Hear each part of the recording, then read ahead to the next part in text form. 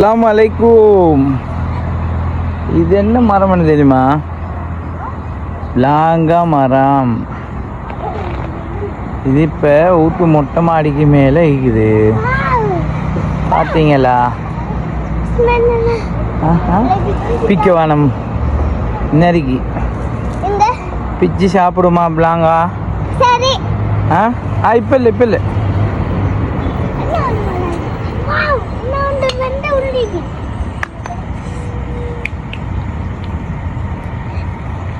லாங்காய் தான் இது நம்ம ஏரியாவில் பயங்கர உயரத்தில் இருக்கும். இங்கே நம்மளுக்கு பக்கத்துலேயே இருக்குது. இது என்ன காய்?